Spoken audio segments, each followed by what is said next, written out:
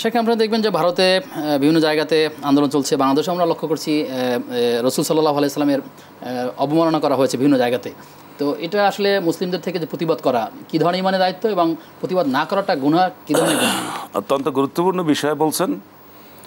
দুনিয়ার বিভিন্ন জায়গায় বিভিন্ন লোকেরা যারা অর্ধশিক্ষিত মূর্খ তারাই শুধু মহান ব্যক্তিদেরকে গালাগালি করে, আর যারা জ্ঞানী তারা মহান ব্যক্তিদেরকে গবেষণা করে যখন দেখে যে তিনি একজন শ্রেষ্ঠ মানুষ তখন তার অনুসরণ করে।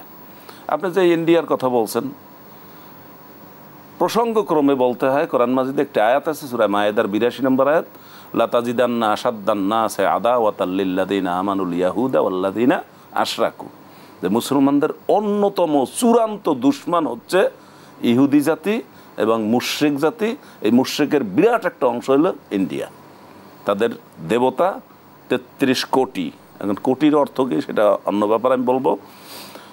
এই যে এরা মুসলমানদের চূড়ান্ত দুশমন, আপনি বাংলাদেশে বলেন আর বাহিরেই বলেন, কিন্তু আমরা সেজন্য তাদেরকে কখনো পালন করবে, কিন্তু সে আমার ধর্মের নবীকে নিয়ে, সেটাই বলছি আমি। সেই হিন্দুদের দেবতার দেবতা মহাদেবতা ডক্টর শিবশক্তি স্বরূপজি ৯০ সালের দিকে তিনি 10টি ধর্ম সম্পর্কে গবেষণা করে ইসলাম গ্রহণ করেছেন। পোপ জন পল তাকে খ্রিস্টান হইতে বলছিলেন, তিনি হন নাই। তারপর তিনি বাংলাদেশে আসছেন, তারপর ইন্ডিয়া থেকে প্রতিবাদ করা হয়েছে, তাকে চাওয়া হয়েছে, তাকে দেওয়া হয়নি। তাকে পরবর্তীতে অন্যরা মেহমান হিসেবে নিয়ে গেছেন। তাদের দেবতার দেবতা, সব দেবতার বড় দেবতাতে মুসলমান হয়েছে। এখন যারা লাফালাফি করে এই কি গিরি এ সমস্ত, এরা কি ওই ডক্টর শিবশক্তি স্বরূপদের লেখাপড়া তার গবেষণার কাছাকাছি গেছে? সুতরাং এই অর্ধশিক্ষিত মূর্খ এই সমস্ত লোকেরা আল্লাহর নবীকে গালাগালি করবে, কোনো ভদ্রলোককে গালাগালি করবে না।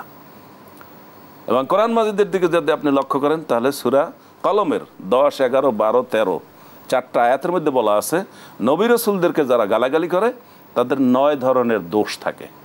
সর্বশেষ দোষটা হলো এরা বেজন্মা, এরা জারস, অতুল্লিম বাদা যালিকা জানিম। শেখ, আপনার মাধ্যমে আমরা অনেকগুলো প্রশ্ন নিয়েছি।